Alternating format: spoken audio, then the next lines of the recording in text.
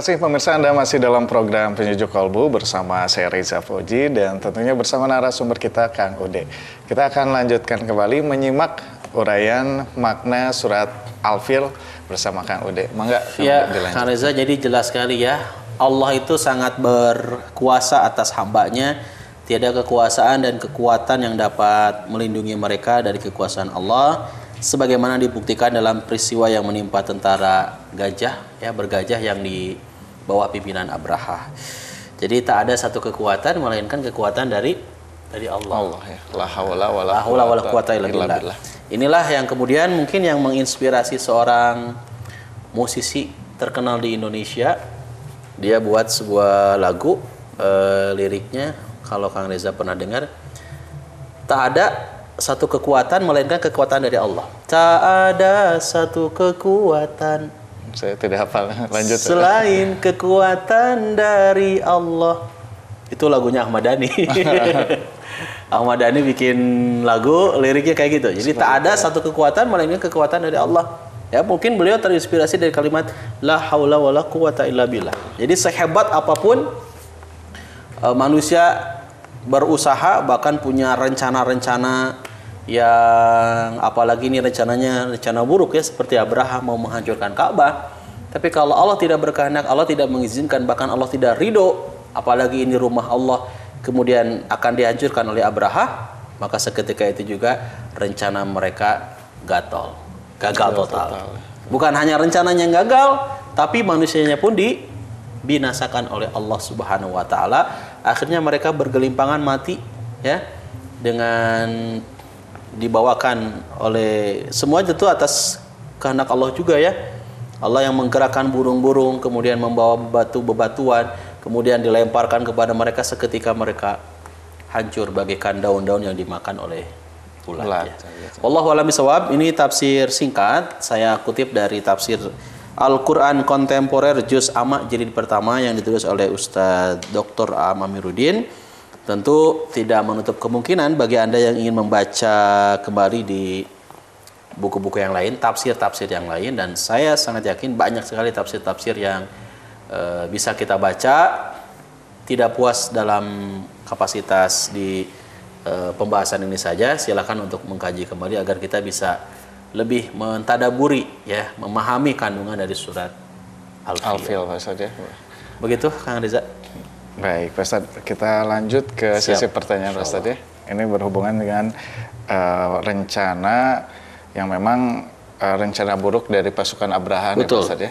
Yang jadi pertanyaan nih Pak Ustadz, kenapa dan juga apa motif serta tujuan dari Abraha ini menghancurkan Ka'bah nih Pak Ustadz? Ya. Seorang Abraha memiliki ataupun melakukan sebuah rencana buruk ya, rencana jahat menghancurkan Ka'bah. Karena jelas sekali Kang Reza, ada sebuah rasa iri ya, kedengkian dalam diri Abraha. Orang-orang itu begitu sangat memusatkan Ka'bah, begitu sangat memuliakan, menghormati Ka'bah. Maka kalau kita perhatikan, ada yang kemudian menyatukan surat Al-Fil ini dengan surat Quraisy. Iya. Tapi mayoritas ulama tafsir memisahkan surat Quraisy dengan surat Al-Fil. Nah, kalau kita baca di ujungnya itu, ujung surat Al-Fil, faja'alahum ka'asfim ma'kul. Lalu dia menjadikan mereka seperti daun-daun yang dimakan ulat.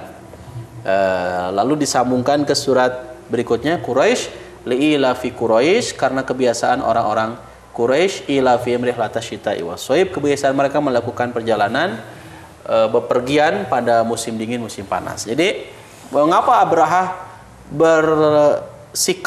memiliki sikap bersikukuh untuk menghancurkan Ka'bah? Karena pada waktu itu jelas Ka'bah sangat dimuliakan sampai dengan sekarang juga ya Kang Reza ya, sangat dimuliakan, sangat dihormati oleh orang-orang, bahkan banyaknya jamaah yang kemudian beribadah di Ka'bah, di Baitullah.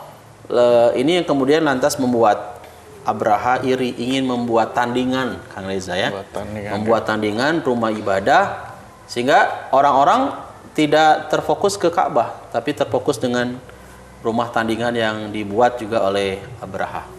Seperti itu ya. Kemudian juga Pak Ustadz, ketika memang Abraha ini ingin melancarkan strategi menghancurkan Ka'bah. Yang jadi pertanyaan saya, apakah Abraha ini masuk kepada kaum kafir Quraisy yang memang bersekutu seperti dulu sejaman Abu Jahal, atau bahkan sahabat-sahabat Nabi yang belum masuk Islam seperti itu, atau bagaimana nih Pak Ustaz? Ya jelas, Abraha tidak bertauhid ya, tidak memiliki keyakinan sama dengan kaum muslimin.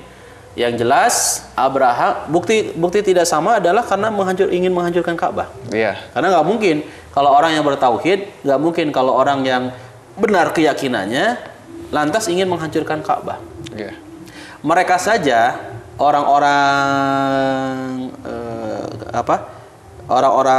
Quraisy saja yang dulu ketika itu masih musyrik, masih begitu sangat menghormati Ka'bah. Orang yang musyrik dulu saja Pak Ustaz ya? Orang yang musyrik dahulu saja mereka sangat menghormati, memuliakan Ka'bah. Nah, ini persoalannya adalah Abraha yang jelas kondisinya sangat di luar dari dari kebiasaan manusia biasa ya, karena manusia yang sangat begitu jahat ya, yaitu Abraha, karena ingin menghancurkan Ka'bah. Bukan hanya niat, tetapi betul-betul melakukan sebuah tindakan, mengumpulkan pasukan bergajah, ya, pasukan yang sangat hebat, yang sangat kuat, terlatih, militer, hanya ingin kemudian menghancurkan Ka'bah. Jadi jelas sekali ini Kang Reza, kebusukan hati, kebusukan akhlak perilaku dari seorang Abraha karena menghancurkan rumah Allah Baitullah. Ya, kalau Ka'bah. Yang jadi pertanyaan itu Pak Ustaz, Abraha ini seorang siapa? Apakah memang penguasa pada saat itu di tanah Mekah, atau memang musuh Islam yang selalu mengajak perang, atau memang siapa nih Pak Ustaz? Abraha, karena nggak mungkin kalau orang biasa kemudian ingin menghancurkan Ka'bah, kemudian punya pasukan yang kuat, militer yang kuat, saya kira nggak mungkin orang biasa. Dia punya kedudukan ya, di Yaman. Ya, kalau tidak salah Abraha ini dia adalah gubernur di Yaman. Jadi dia punya kedudukan, dia sebagai orang yang sangat dihormati oleh orang-orang, khususnya adalah pasukannya di bawahnya, rakyatnya. Sehingga ketika dia berencana untuk menghancurkan Ka'bah, rencana tersebut seketika diaminkan oleh bawahannya ya, karena Abraha jelas bukan orang sembarang, pemimpin mereka gitu. Sehingga dengan sekuat dan sehebat kemampuannya dalam melakukan sebuah rencana yang sangat jahat ini, akhirnya Abraha pun melakukan rencana tersebut. Tapi sehebat-hebatnya rencana Abraha, ya, sekuat militer yang Abraha miliki, karena ini rencana buruk Kang Reza ya. Rencana buruk. Jangankan rencana buruk pun, kadang-kala kita punya rencana baik pun kalau Allah tidak mengizinkan kan, tidak terlaksana. Apalagi ini rencana buruk. Dan kita yakin Ka'bah ini ada pemiliknya. Kita yakin Ka'bah ini ada yang menguasainya, ada pemeliharanya. Ya, jadi ketika rumah Allah ini dihancurkan, apalagi ini kiblatnya kaum muslimin, maka tidak akan pernah terjadi yang namanya penghancuran Ka'bah. Sampai detik ini pun kalau ada orang-orang nauzubillah ya yang berencana untuk menghancurkan Ka'bah, sehebat apapun kekuatan militer sekarang kan lebih dahsyat ya Kang Reza ya, pasti dan dipastikan tidak akan pernah bisa untuk menghancurkan Ka'bah. Ya, dan juga merupakan salah satu tempat yang memang tidak akan pernah dipijak oleh yang namanya Dajjal. Betul, gitu ya. Karena saking dilindunginya dua negara tersebut ya. Mekah dan juga Madinah. Dua kota ya. Dua kota, Mekah dan Madinah. Baik Ustaz, nanti kita lanjutkan kembali ke segmentasi ketiga. Lanjut pertanyaan Ustaz ya. Siap. Baik pemirsa, jangan kemana-mana, tetaplah di program Penyejuk Kolbu. Kami akan kembali setelah pesan-pesan berikut ini.